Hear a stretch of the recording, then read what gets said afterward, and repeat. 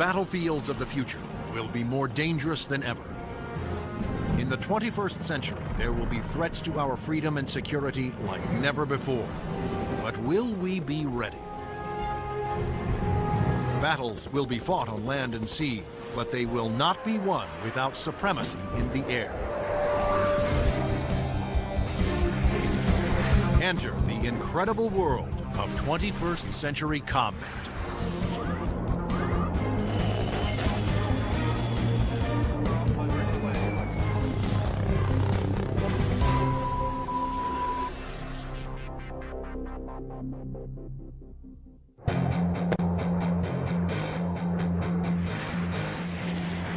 Air power is the dominant strategic force.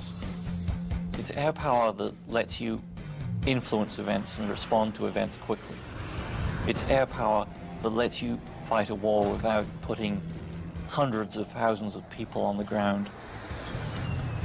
To date, Air Force F-15s have won more than 150 dogfights against enemy fighters without a single loss. And the Navy F-18 Hornet is widely recognized as the world's best carrier-based fighter bomber.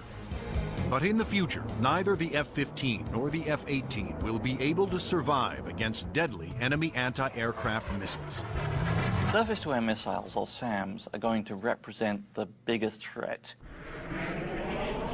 Those very formidable systems developed in Russia or China will have to be taken out of action very quickly in any future conflict.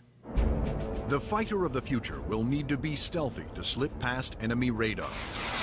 It must be able to take out anti-aircraft installations.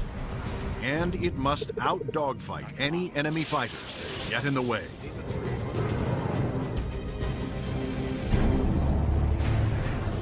That future fighter is already here. The F-22 Raptor, the air dominance fighter of the 21st century. Developed by Lockheed Martin, this advanced tactical fighter has been designed to be the first plane to cross enemy lines, clearing the way for all other forces.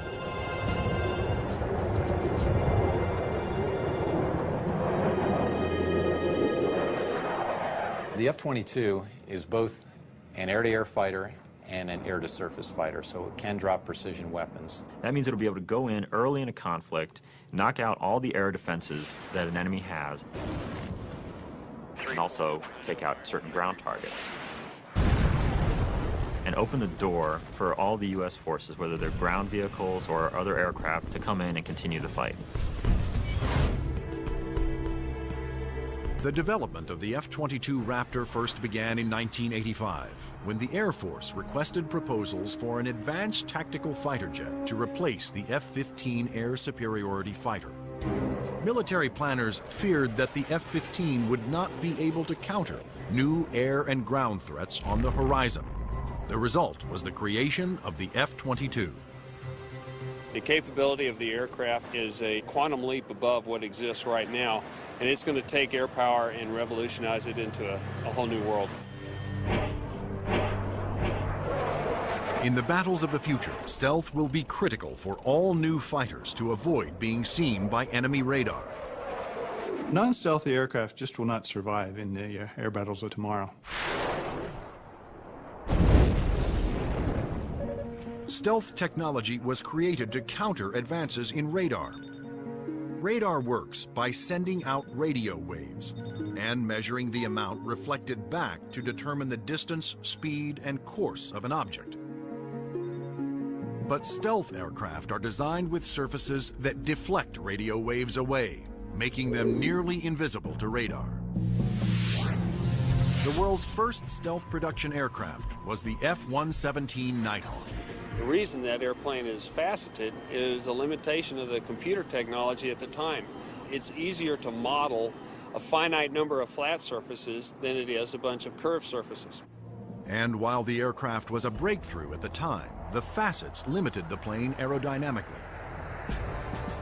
But now, thanks to more powerful computers, engineers can design aircraft that do not have to sacrifice aerodynamics for stealth. The F/A-22's aerodynamic slickness allows it to have the lowest drag of almost any aircraft ever produced. The F-22's aerodynamic superiority, combined with its stealth and firepower, make it a far better adversary than any aircraft before it. The F-15, which the F-22 will replace, has been a very successful fighter, but it is not stealthy. The F-117, while stealthy, carries no air-to-air weapons and is not designed for air combat. It relies on stealth and mission planning to protect itself. But the F-22, on the other hand, is not only stealthy, but comes with a full complement of air-to-air and air-to-ground weapons. The primary armament is in weapons bays underneath the airplane, where we carry 6 medium-range radar-guided missiles. By carrying the weapons internally, it preserves the stealthy shape of the plane. For closer infighting, the F-22 has short-range missiles and guns. Behind these two doors right here is the side weapons bay. This is where we carry a heat-seeking missile.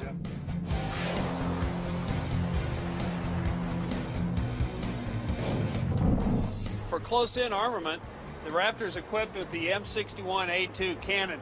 The muzzle is hidden right behind this door right here. It's hidden because of the stealth characteristics of the airplane. Cannon carries 480 rounds and is capable of shooting 100 rounds a second. The F-22's advanced weapons systems will make it a formidable interceptor, as will its unique ability to find enemy aircraft without revealing its own position. When other planes use their radar, they become visible to every other radar system in the area. But that's not the case with the F-22. Perhaps the highest tech part of the airplane is the radome itself. Not only does the radome have to be stealthy, but it has to be able to transmit and receive its own radar signals. How the F-22 radar achieves that remarkable feat is classified. But what is known is that the F-22 can see enemy aircraft at a distance while remaining invisible to them. The first time that the bad guys will really know there's an F-22 in the area is when one of them blows up. Along with its advanced radar system, F-22 is the first fighter to have Super Cruise, the ability to travel faster than the speed of sound without using its afterburners. A jet's afterburners boost speed by pouring fuel directly into the hot blast of the engines, adding fiery extra thrust. But afterburners are also wasteful, consuming enormous amounts of fuel, dramatically affecting the range and duration of a plane's mission. But the F-22 doesn't have that problem. Without using afterburners, it can supercruise at an incredible 1.5 times the speed of sound, over 1,000 miles per hour. This is all about our pilots being able to go fast, minimize the amount of time they are exposed to any threat, do the mission that we've sent them to do, turn around and come home safely. The F-22 is presently the only fighter in the world with supercruise, but it wouldn't be possible without a very unique set of engines. The goals for Pratt & Whitney were to provide a transformational engine that the Air Force needed, one that was stealthy, maintainable, and fast. The F-119 PW100 was developed by Pratt & Whitney after years of research. It sets the new standard for jet engines. Along with its incredible supersonic ability, the F-119 incorporates thrust vectoring. Here we are at the rear end of an F-A-22 Raptor. First thing you'll notice are the nozzles for the F-119 engines. In flight, during a maneuvering dogfight, they actually move up and down and vector the thrust of the engine to provide maneuverability. It helps us turn inside any foe, maneuver at low or high speeds to outmaneuver another airplane or potentially an enemy weapon that's headed towards us. The F-22's stealth, supercruise, and vector thrusting are impressive breakthroughs, but its most outstanding feature may be its ability to nearly fly itself through advanced computerized controls. It relieves the pilot of all the duties, gives the pilot total freedom to just look out engaged in the combat scenario. In addition to monitoring its own performance, the F-22 constantly gathers data on other aircraft in the combat area and presents the most important information to the pilot. We're going to have information passed to us from either unmanned vehicles or from off-board sensors so that we can integrate data and use that information for targeting. And it's the way that we are driving our forces in warfare. We are much more integrated with both other services and with other platforms, and the F-22 fits right into that concept. The F-22 Raptor's total package of avionics, stealth, supercruise, and thrust vectoring make it the most technologically advanced fighter today. I've never been in an airplane that accelerates as fast, that's as agile, the ability to turn very sharply, and it just brings a great combination of the speed, the stealth, and the avionics to the fight that nobody else is going to be able to touch. But there will be future competitors, like the Russian Sukhoi 37, which features thrust vectoring and a radical forward swept-wing design. And the fifth-generation MiG, the 1.22, which some have nicknamed the F-22ski. The Russians are still very active aircraft developers. They've got a variety of technologies that they're continuing to improve upon and that can be made available to our future enemies. And so that's why we have to stay on top of the technology that we are developing and make sure that it is able to take out anything that other countries develop. When you look at the adoption by China of the Su-27 and the fact that it'll probably be modernized and improved, that brings up the need for more advanced fighter aircraft in the US. And that's one of the main reasons, I think, why the Air Force is so insistent on the need to have the F-22. In addition to Russia, other U.S. allies are producing advanced interceptors for export that are superior to the F-15, such as Sweden's JAS-39 Gripen and France's new Rafale. Germany, Italy, and the UK have joined forces to create a Eurofighter, the Typhoon. If these planes fall into unfriendly hands, the U.S. Air Force will need the F-22 to maintain their advantage. We're always going to go into war wanting to have that air dominance, and the F-22 is going to be the big boy on the block that can help us to do that. In future combat, the F-22 is to be joined by another stealthy aircraft, the F-35 Joint Strike Fighter, the ground attack bomber of the future. Designed for the U.S. Air Force, Navy, Marines, and Britain's Royal Navy, the question is, will it work for every user?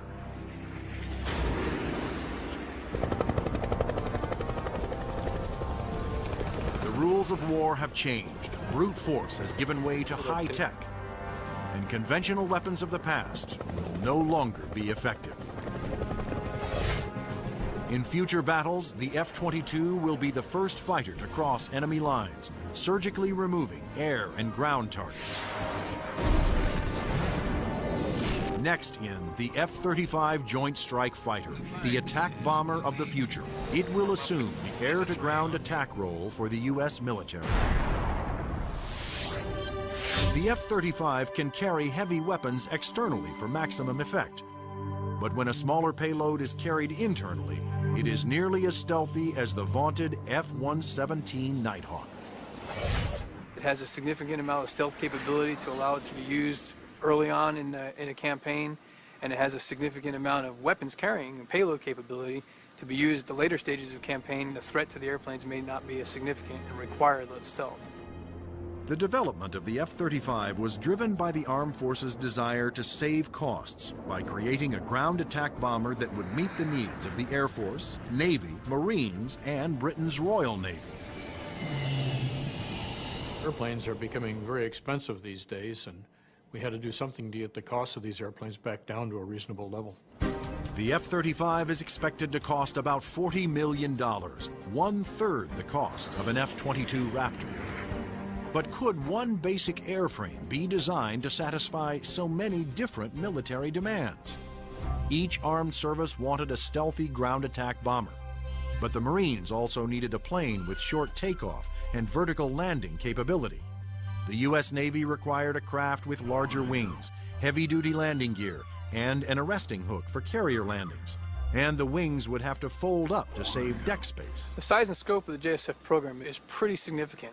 The airplane is being designed to replace the F-16 and the A-10 for the Air Force, the AV-8B for the Marine Corps, and the FA-18 for the Navy. Unlike the twin-engine F-22 Raptor, the F-35 Joint Strike Fighter was designed around a single engine to keep down not only costs, but weight. A lighter plane can carry more weapons. For the Joint Strike Fighter, one of the keys of its mission is the ability to handle a large amount of ordnance and bring it to an enemy site. That all works better with a single engine.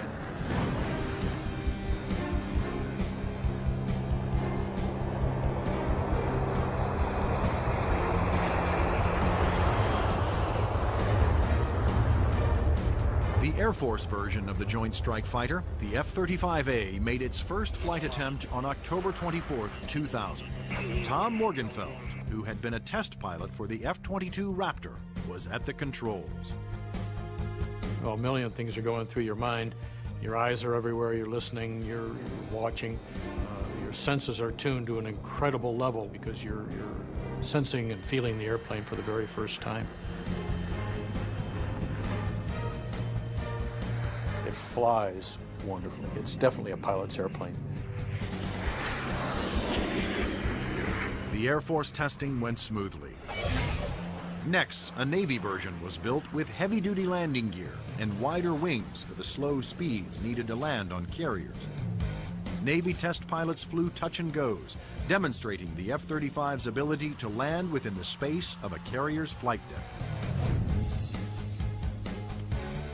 But the most difficult challenge still lay ahead for the F-35 program. The Marine Corps needed a version that could perform short takeoffs and vertical landings, STOVL for short.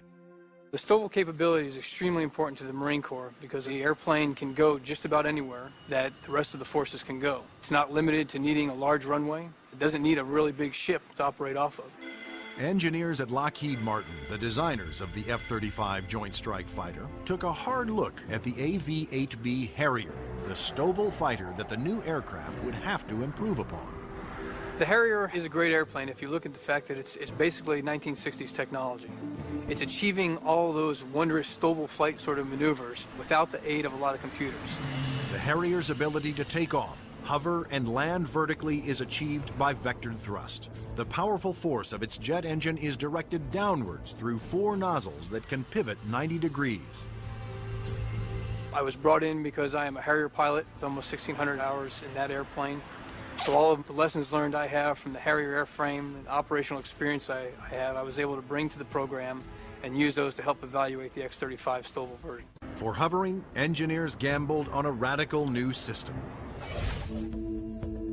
They planned to supplement the vectored thrust method by harnessing the jet engine to a drive shaft that would power a fan to blast air downward. In 1991, we unveiled this shaft-driven lift fan system to the technical world.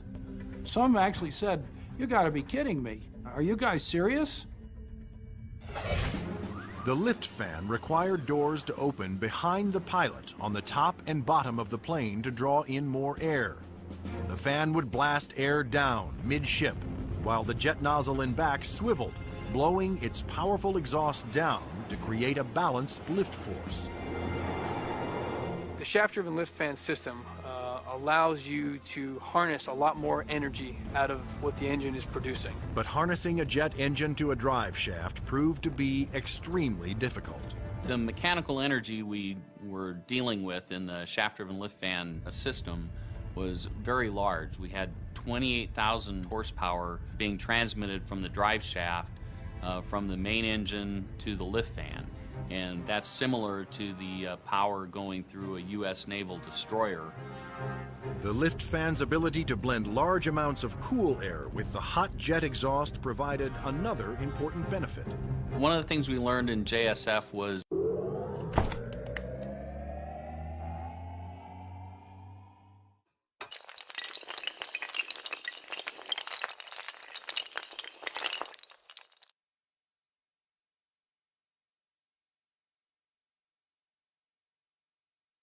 to combine the jet exhaust to get a lower combined temperature than the Harrier. This allowed us to avoid some of the problems with concrete where the concrete would actually burst and explode under the high temperature and high jet exhaust from the Harrier.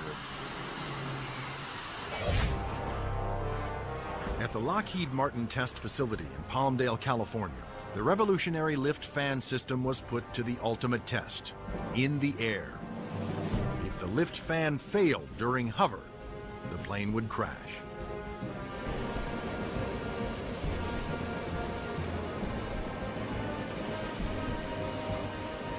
It made its first flight in 2001, and it was a complete success. And at that time, I didn't hear any more from the people who had been saying for years, this thing will never work. It worked. Now, all three versions of the F-35 for the Air Force, Navy, and Marines are being developed and further tested for mass production. The United States, Britain, and their allies are expected to order more than 4,000 Joint Strike Fighters, which will replace most American-built fighter bombers in use today. The handling qualities and performance are stunning. It really is a pilot's airplane. It sort of makes you feel like a little boy. You want to take it home and tuck it under the pillow with you at night. It's just a pilot's airplane. In future air conflicts, the F-22s will be used to establish air dominance. Then waves of stealthy F-35 Joint Strike Fighters will use their superior weapons-carrying abilities to attack other major ground targets. The Joint Strike Fighter is going to be the backbone airplane for hauling freight. It is going to be the muscle part of sustained forces. Commanders can also alter an F-35's mission in the air as situations change during the battle. There are a variety of ways for the F-35 to bring in information from external platforms, other airplanes flying around the battlefield, satellite-based assets, ground-based assets. All that information can be presented to the pilot in the cockpit and allow him to be more of a tactician and manage the tactics of the game that day instead of worrying about the nuances of flying the airplane. The pilot's job will be to supervise the process of identifying the target and then to give consent for weapons release.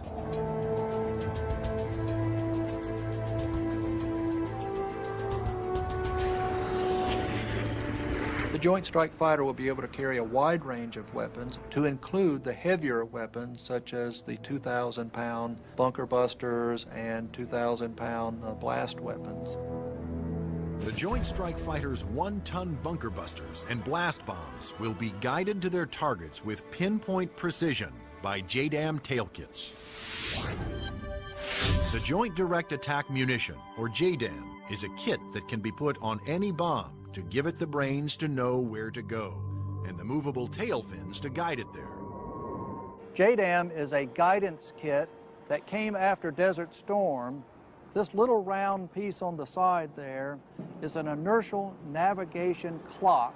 Now this clock, instead of measuring seconds, measures feet. If you take the unit and you tell it where it is right now electronically, and then you move it back a foot, or you move it up a foot, it measures every centimeter and every distance. The bomb knows the coordinates of where the airplane is, and it also knows the coordinates of where the target is. And when the weapon is released from the airplane, it simply flies from one set of coordinates to the other and does its thing when it gets there. Because a JDAM is directed by GPS, or Global Positioning Satellites, it can hit targets regardless of visibility. The way we use it is by employing it against targets that we cannot normally see visually, whether it is due to weather, smoke, haze, or just some sort of other thing that's obscuring the target.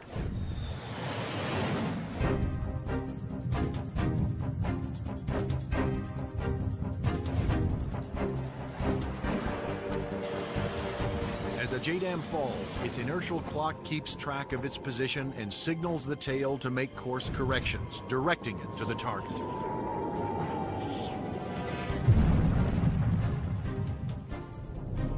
The accuracy of new weapons like JDAMs will reduce collateral damage. It also makes the F-35 an even more formidable weapons system. The new weapons such as JDAM really reduce the need for the number of sorties, and that reduces our risk because we're not exposed to enemy threats as often. The F-35's combination of advanced weapons, avionics, and stealth will help it ensure its success over the battlefields of the future. U.S. military planners wondered if these same features could be utilized in a helicopter.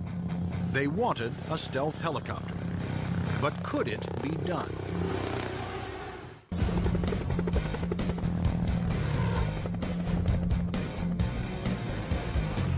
Over the last 50 years, helicopters have evolved from slow-moving multi-purpose support vehicles to fast-moving frontline attack ships. But in the high-tech wars of the future, speed alone is not enough. Information is the key. There's three elements that are critical to warfare.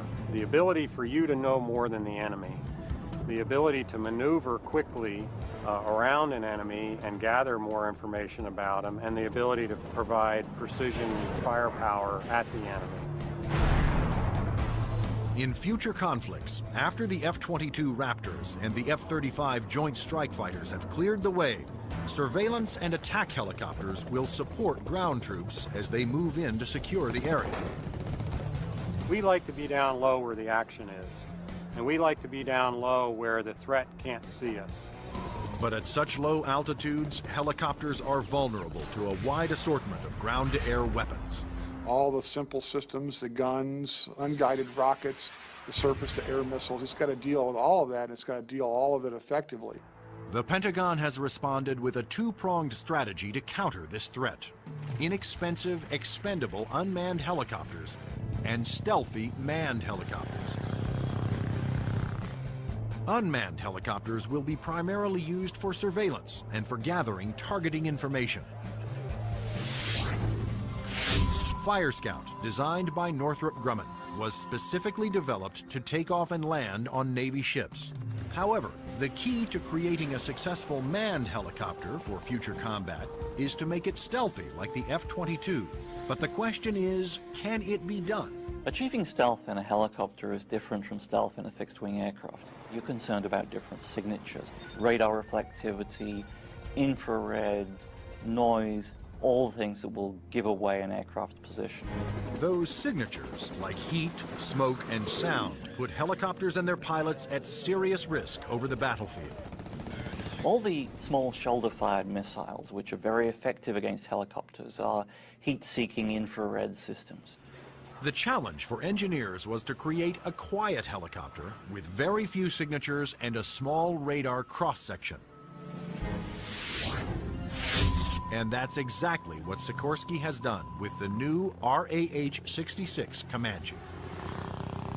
In the Comanche, with all the stealth capabilities, we can defeat the radar threat. We can defeat the guy with the shoulder-launched heat-seeking missile. And from the guy popping up in the tree, our agility defeats him. Our small size, our quiet acoustic signature defeats him. Often the first thing you hear from a helicopter is the sound of the wake from the main rotor hitting the wake from the tail rotor. In the Comanche, the fan tail is shrouded, so there is no interaction between the fan blade tips and the main rotor tips, and it's also canted slightly. And those all contribute to reducing the acoustic signature. Engineers also experimented with the main rotor to find a quieter design. If you look at a Comanche, it's got a 5-blade rotor, and what that does is it cuts down the normal chop, chop, chop sound from a helicopter into a more discreet whir that kind of blends into the background. Reducing the heat signature of a helicopter is also essential to making it more survivable. When you look at a Comanche, the first thing you ask yourself is, where's the exhaust? Where does all this hot air get out of the engine? The Comanche's exhaust actually escapes through the tail boom, where it is instantly dispersed by cool air from the rotor. That missile has to have something to home in on, and that's a heat signature. Comanche defeats that by the engine exhaust being mixed with ambient air and cooling it so that there's no longer a heat plume for that missile to home in on. To defeat radar, the Comanche utilized the stealth secrets first developed for the F-117 Nighthawk. There are no radar-reflecting right angles on its outer fuselage, and all weapons are carried internally to help keep its stealthy shape. What's interesting about the helicopter is some of the things that achieve stealth actually make the helicopter better. Things like the retractable landing gear and the retractable weapons bays, that also makes it sleeker and faster. So once you've bought into the stealth part of it, you get other superior attributes. The main role of the Comanche is to give commanders an overview of the battlefield by providing up-to-the-minute information. Comanche is going to be basically their flying cavalryman. It's going to dart in and out, slash and cut, be a reconnaissance vehicle. As Comanche's two pilots gather data, their computer shares that data with other Allied forces. When the Comanche finds the enemy, he's going to kind of direct like a quarterback to apply the firepower to defeat that enemy.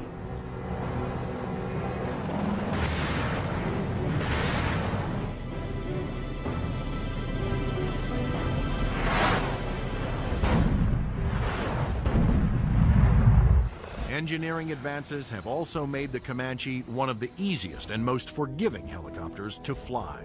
One thing that Comanche brings that other previous generation helicopters can't bring to the table is the pilot can maneuver the Comanche in virtually any axis without fear of exceeding any limits. Although it will be used primarily for reconnaissance, the Comanche will also be armed for self-defense. The Comanche is capable of carrying a wide array of weapons, all the way from guided missiles using a laser guidance system, heat-seeking missiles, which would be more of an air-to-air weapon, or unguided rockets, and also the latest Hellfire is pretty much a fire and forget. In addition, Comanche's pilots can ask Allied aircraft to fire missiles their way, and can then take over and guide those missiles to their targets.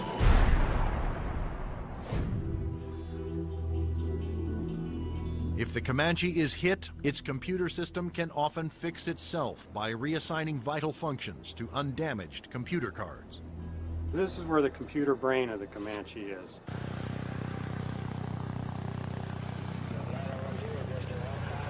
In support of its reconnaissance mission, Comanche can control as many as 5 unmanned aircraft.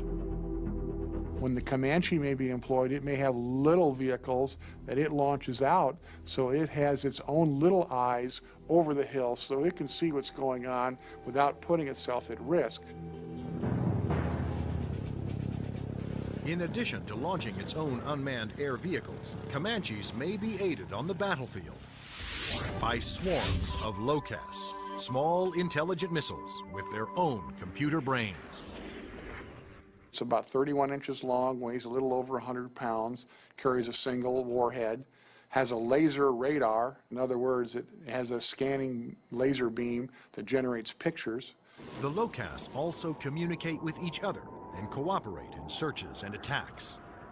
You could have a swarm of LOCASes, each of which has its own eyes, each of which is thinking, but each of which is communicating with each other. Send that imagery back to the operators who could either use these as surveillance probes or, in fact, as weapons themselves.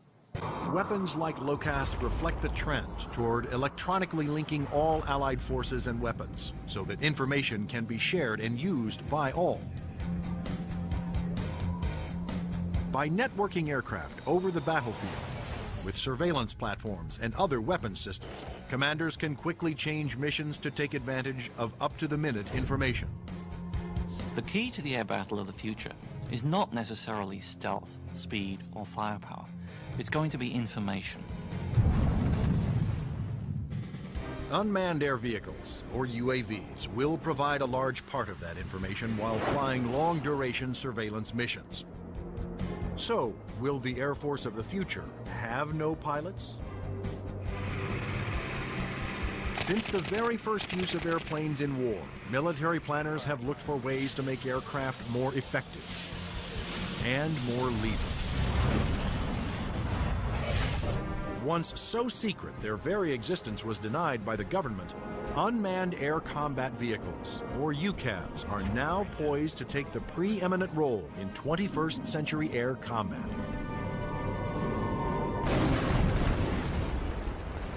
UAVs are certainly going to change air power in the 21st century. You can see it starting to happen today, but what we're looking at now is just the beginning, because there's going to be more of them, and they're going to be better. Unmanned aerial vehicles allow the military to do more with less, to put more aircraft into the air than you otherwise would be able to because of the limited number of pilots that you might have, or where it might be too risky.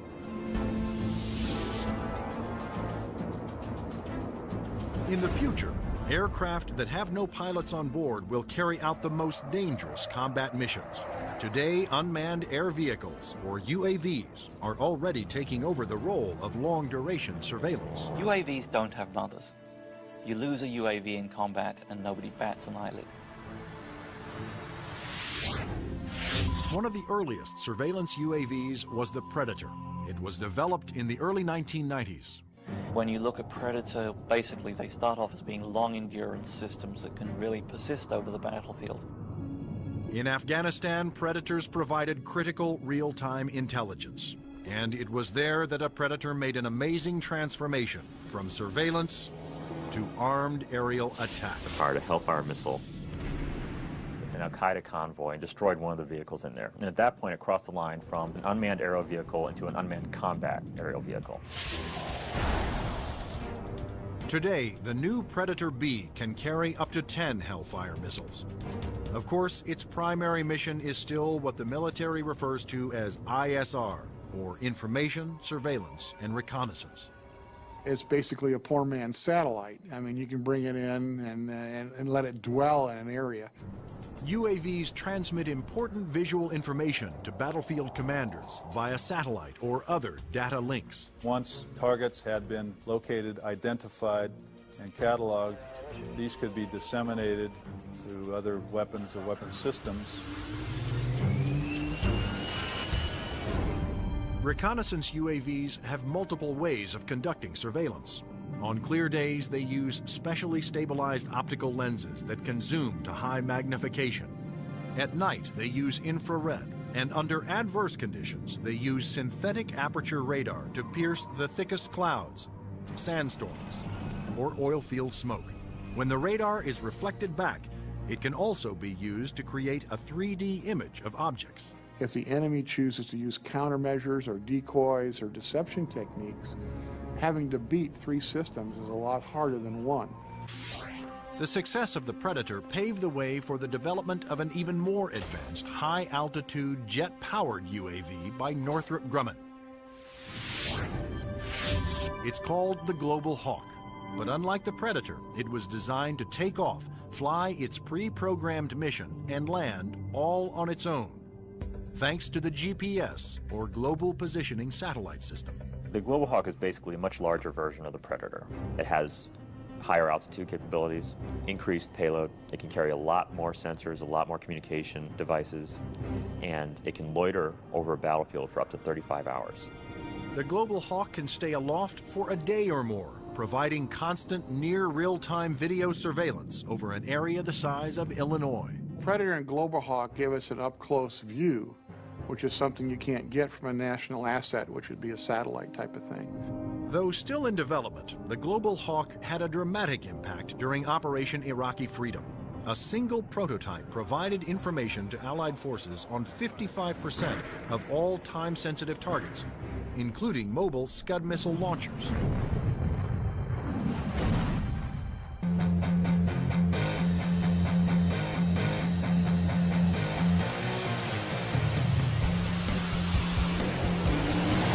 Like the Air Force, the Navy wanted its own autonomous UAVs. However, designing one to take off and land on an aircraft carrier was a tremendous challenge. But the engineers at Northrop Grumman were up for it. In the summer of 2000, they began working on the X-47 Pegasus. The hardest part of the Pegasus program was definitely the flight controls. Getting on and off an aircraft carrier, of course, is one of the toughest design problems for an aircraft. And doing this with a tailless vehicle like Pegasus certainly was the toughest problem we had. That problem was solved by using 6 innovative surfaces to make the plane climb, descend, and turn. This surface just rotates up. the Elevon, of course, both up and down, and then there's another inlay on the lower surface as well. The first flight of Pegasus, the demonstration was very, very successful. It lasted approximately 12 minutes. There was no human in the loop. But could Pegasus, without any human assistance, land within the tiny space between the arresting cables of an aircraft carrier? The engineers came up with an ingenious way to find out. And we actually glued a small paintball down onto the bottom of the hook so we could get a clear touchdown point. That was quite an achievement that we're very proud of. The Navy will use its stealthy UAVs to get targeting information for its guns, missiles, and fighter aircraft. The initial focus has been on information, surveillance, and reconnaissance to provide targeting information to the Navy's strike packages.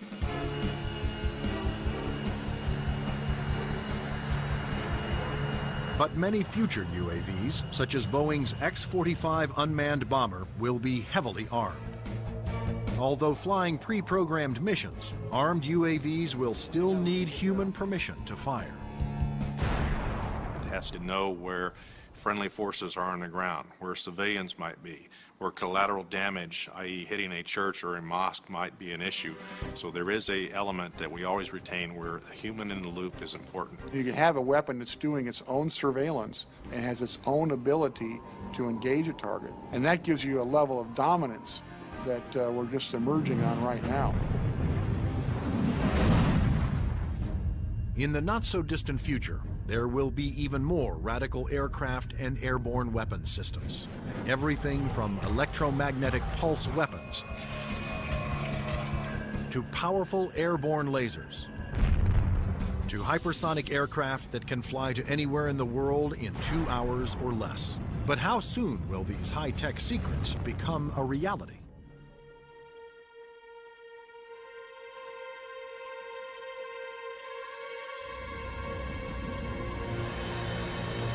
The enigmatic F-117 stealth jet flew in secret for 10 years before its existence was revealed to the public. Some of the unclassified projects that are acknowledged by the Pentagon seem more like science fiction than reality. The military is designing a weapon system designed to neutralize an enemy encampment or factory without destroying it and scattering nuclear, biological, or chemical materials. Electromagnetic pulse, or EMP weapons, will blast a highly concentrated magnetic field towards its target, overloading and destroying any electrical components. The small electromagnetic pulse weapons offer some pretty startling capabilities. You can essentially completely destroy an enemy's electronic infrastructure in a very precise way. You can fly over a small facility, only a couple of acres, fire it, and suddenly none of their computers work, none of their weapons work, none of their electronics at all will work.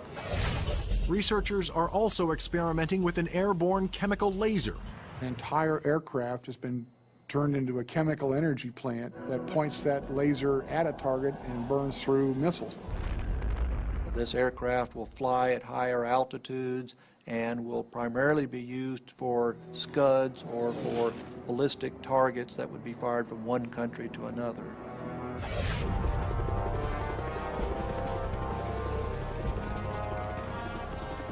American generals don't want a fair fight.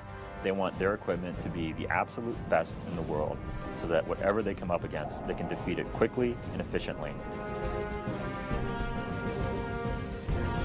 The battlefield of the future will continue to be a dangerous place.